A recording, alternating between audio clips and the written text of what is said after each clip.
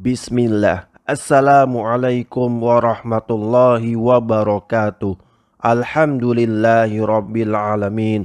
Wa sallallahu wasallam ala nabina Muhammadin wa ala alihi wa sahbihi ajmain. Amma ba'du.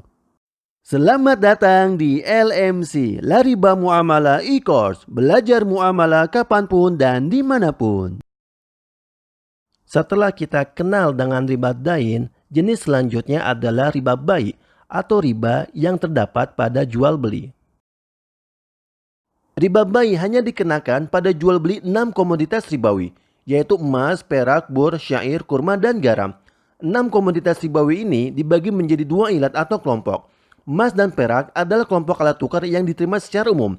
Bisa dikiaskan dengan rupiah, dolar, dan uang kartal lainnya. Bur, syair, kurma, dan garam adalah kelompok makanan pokok yang dapat disimpan, termasuk juga di sini beras dan sebagainya. Riba bai bisa dibagi menjadi 2, yaitu riba fadl dan nasiyah. Riba fadl adalah riba pada saat menukar antar harta ribawi sejenis dengan beda ukuran. Misalnya, menukar beras 7 kg kualitas baik dengan beras 10 kg kualitas buruk. Sedangkan riba nasiyah terjadi jika harta ribawi ditukar dengan harta ribawi sejenis atau satu ilat alias satu kelompok secara tidak tunai. Contohnya, menukar beras 5 kg dengan garam 4 kg, tapi garamnya dibayarkan pada esok hari. Hukum riba bai adalah haram berdasarkan dalil hadis riwayat Muslim yang mewajibkan menukar harta ribawi sejenis dengan ukuran yang sama atau mislan bimislin dan tunai atau ya dan miyadin. Dan jika berbeda jenis maka harus tunai atau ya dan miyadin. Terdapat juga ijma ulama yang menyatakan bahwa pertukaran barang ribawi sejenis harus tunai dan sama ukurannya.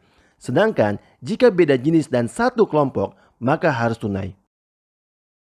Uang kertas kontemporer menurut pendapat terkuat adalah komoditas ribawi sebagai pengganti emas dan perak dengan ilat mata uang mutlak. Sehingga riba fadl dan nasiyah bisa terjadi pada setiap mata uang. Jadi kita harus berhati-hati pada pertukaran uang dengan uang ataupun dengan emas. Hukum emas lainnya seperti wajib zakat apabila mencapai nisab dan haul dan bisa digunakan sebagai modal akad salam atau syirkah juga berlaku pada uang. Secara praktek dalam kehidupan sehari-hari, kita harus waspada atas riba bai yang mungkin terjadi, khususnya dalam pertukaran uang. Contoh pertama, jika kita melakukan pemecahan uang dengan nominal berbeda, maka ini termasuk riba fadl. Sehingga, tukar uang jalanan yang ramai saat lebaran merupakan riba fadl. Sama saja untuk barang ribawi lainnya. Contoh kedua dan ketiga misalnya, pertukaran beras atau emas dengan sejenis, bagaimanapun perbedaan kualitasnya harus sama takarannya atau itu akan menjadi riba fadl.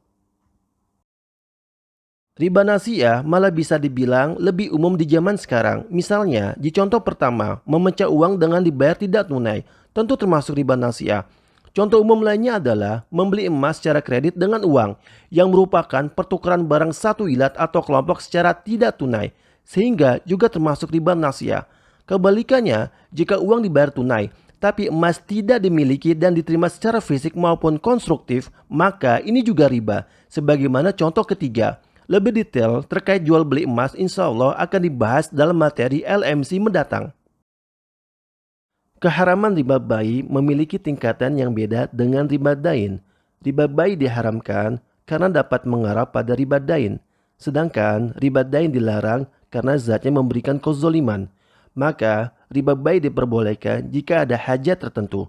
Misalnya bai ar-raya atau pertukaran antara kurma kering dan kurma di pohon yang tidak bisa diketahui persamaan takarannya. Ini diperbolehkan agar fakir miskin bisa merasakan kurma segar saat panen. Sedangkan riba dain hanya diperbolehkan dalam keadaan darurat. Keharaman riba bai memang setingkat di bawah riba dain yang merupakan campuran dari dua jenis riba bai, yakni tidak tunai sekaligus beda ukuran. Tapi riba bai memiliki hikmah yang besar dalam pelarangannya. Para ulama memiliki penjelasan kenapa riba bai diharamkan untuk masing-masing ilatnya.